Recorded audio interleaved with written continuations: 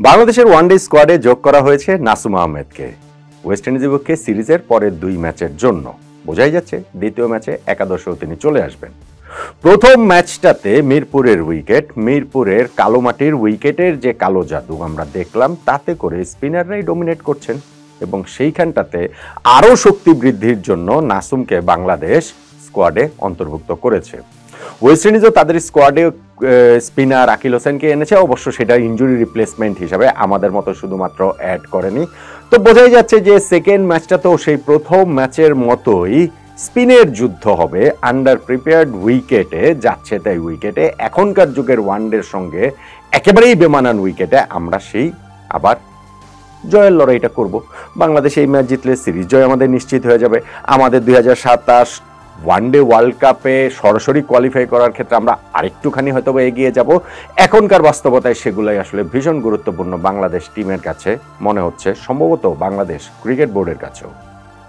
এবং বাংলাদেশ ক্রিকেট বোর্ডের যিনি পরিচালক প্রভাবশালী নাজমুল আবেদিন ফাহিম ভাই, তিনি তো এখনো বোর্ডে আছেন, রাইট? ইলেকশন হওয়ার পরও তো আছেন, রাইট? তার বোর্ডটা চেঞ্জ হয়েছে, কিন্তু সেই বোর্ডে তো সেই আমিনুল ইসলাম বুলবুল ভাইয়ের নেতৃত্বাধীনই তো ক্রিকেট বোর্ড রয়েছে, রাইট? আমাদের ক্রিকেট টিমের কোচ, হেড কোচ ফিল সিমন্সি আছেন, রাইট? আমাদের ক্রিকেটাররা মোরললেস একই রয়েছেন, রাইট? এখন আমি এই জানা প্রশ্নগুলো কেন করছি কারণ আপনারা একটু মাস 2 আগে ফেরত যান। ফাহিম ভাইয়ের ওই মিডিয়ার সঙ্গে বলা কথাটা একটু মনে করে দেখুন। পাকিস্তানের বিপক্ষে আমরা সিরিজটা জিতেছিলাম টি20-তে এবং সেই সিরিজ জয়ের পর মিডিয়ার সামনে এসে এই আগস্ট মাসে মাস 2 আগে ফাহিম ভাই বলেছিলেন যে পাকিস্তানের বিপক্ষে সিরিজ জিতলো, আমরা মিরপুরে যে উইকেটে খেলেছি সেই উইকেটে খেলে আমরা সন্তুষ্ট না, মোটেই সন্তুষ্ট না, এরকম উইকেটে খেললে আমাদের কোনো উন্নতি হবে না। এবং হেড কোচ ফিল সিমন্স এইটাতে প্রচণ্ড রকম বিরক্ত। আমাদের ক্রিকেট বোর্ডের পরিচালকরাও নাকি তাদের বিরক্তি প্রকাশ করেছে এবং ক্রিকেট বোর্ডের মিটিংয়ে এটা নিয়ে আলোচনা হয়েছে। আমাদের ক্রিকেটাররা ভালো উইকেটে খেলতে চান, যেই উইকেটে গিয়ে তারা ব্যাকফুটে খেলতে পারবেন, সময় নিয়ে তারা খেলতে পারবেন এবং যেই উইকেটটাতে রান হবে, যে কারণে আমরা পরবর্তীতে বাইরে যখন আমরা খেলতে যাই তখন যেন আমরা কম্পিট করতে পারি। তাহলে এই মাস 2 পরে এখন এই ওয়ানডে সিরিজটাতে ওয়েস্ট ইন্ডিজের বিপক্ষে যে উইকেটটাতে খেলা হচ্ছে সেটা দেখে ফাহিম ভাইয়ের আসলে মন্তব্যটা কি? এখনো কি তিনি তার ওই কথা থেকে স্টিক করেন? তিনি কি গতবার যেরকম বলেছিলেন যে এই কারণেই আমরা নেদারল্যান্ডসের বিপক্ষে সিরিজটা গিয়ে আমরা সিলেটে খেলছি, আমরা মিরপুরে খেলবো না, তো ওই উইকেটের গুণগত মানের কি পরিবর্তনটা হলো? শুধুমাত্র উইকেটের কালারটা বাদামি থেকে এখন কালচে হয়েছে, এর বাইরে তো কোনো পরিবর্তন হয়েছে বলে মনে হচ্ছে না। সো ফাহিম ভাই কি এখনো তার ওই কথাতেই ধরে রাখবেন কিনা, ওই জায়গাটাতে ওই অবস্থানটাতেই থাকবেন কিনা যে না এরকম উইকেটে খেললে আমাদের উন্নতি হবে না? উনি তখন বলেছিলেন যে আমাদের সাহস দেখাতে হবে এবং আমরা যদি এই উইকেটে খেললে, আমরা যদি চ্যালেঞ্জের মুখোমুখি হই, সেই চ্যালেঞ্জ নিতেও আমরা আসলে প্রস্তুত। আসলে কি প্রস্তুত বাংলাদেশ টিম? কি প্রস্তুত বাংলাদেশ টিম? যদি প্রস্তুতি হবে তাহলে ওয়েস্ট ইন্ডিজের বিপক্ষে সিরিজে এইরকম উইকেট কেন? কালো মাটির উইকেট কোনো সমস্যা না, এটা কোনো সংকটের জায়গা না। মিরপুর স্টেডিয়ামে আগেও কালো মাটির উইকেট শুরু 4-5 বছর ছিল এবং একটা সময় আমরা দেখেছি যে এই উইকেটে কত ভালো উইকেট ছিল, যেখানে রানও করা যায়, যেখানে বোলাররাও সুবিধা পান, ব্যাটসম্যানরাও সুবিধা পান। এখন উইকেট এরপরে গত 10-15 বছরে যেটা হয়েছে, বেশিরভাগ সময় আমরা আন্ডার প্রিপেয়ার্ড উইকেট করেছি, যেই উইকেটে আসলে খেলার যোগ্যই না আসলে। আর এখনকার ওয়ানডে ক্রিকেটে প্রথম ম্যাচের পর বোঝা গেছে যে এই সিরিজের বাকি 2টা ম্যাচেও এই 200 রানই আসলে অ্যাভারেজ, 200 রানই আসলে স্ট্যান্ডার্ড, যে কোনো টিম আগে ব্যাটিং করে মোরলেস 200-200 করতে পারলেই তাদের জয়টা একরকম নিশ্চিত। বাংলাদেশ হোক ওয়েস্ট ইন্ডিজ হোক, 2টা দলের অবস্থা একই রকম। তাহলে বাংলাদেশ ক্রিকেট টিমের মানসিকতায়, ক্রিকেট বোর্ডের মানসিকতায় ওই চেঞ্জের জায়গাটা কি আসলে আসলো কিনা? এই যে নাসুম আহমেদকে ইনক্লুড করা হয়েছে সেটা নিয়ে আরো কয়েকটা কথা না বললেই নয়, যে আমাদের নির্বাচক কমিটি এখন যেটাতে গাজী আশরাফ হোসেন লিপু ভাই এবং হাসিবুল হোসেন শান্ত ভাই রয়েছেন, তাদের কাজটা, শান্ত ভাই তো জাস্ট নতুন আসলেন, লিপু ভাই তো রয়েছেন প্রায় 20 মাস ধরে তিনি আছেন, তাদের কাজটা বেশ মজার এই সেন্সে আমি বলছি, ধরেন আমরা কিরকম উইকেটে খেলবো, আমাদের টিমের শক্তি কি, প্রতিপক্ষের শক্তি দুর্বলতা বিবেচনা করে আমরা আসলে কোন আক্রমণ নিয়ে আমরা আসলে খেলছি, মানে কোন আমরা স্কোয়াড তৈরি করব, এই বিষয়ে কি কোনো সমন্বয়ের জায়গা নেই?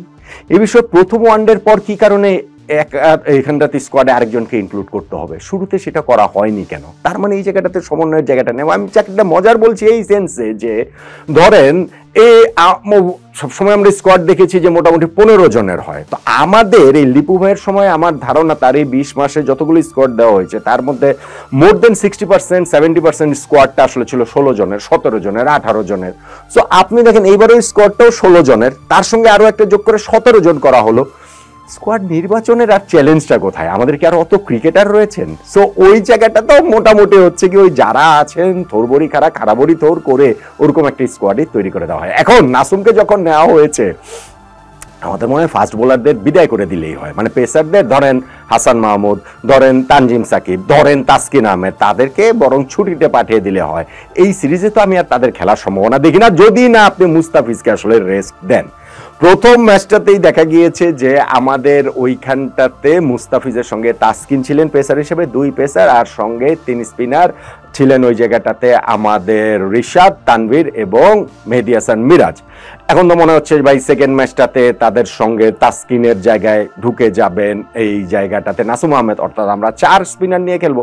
যদি আমরা 4 স্পিনার নিয়ে খেলি, সাইফ হাসানও অকেশনাল স্পিন করেন, সো ওই জায়গাটাতেও একটা অপশন ক্যাপ্টেনের হাতে থাকবে।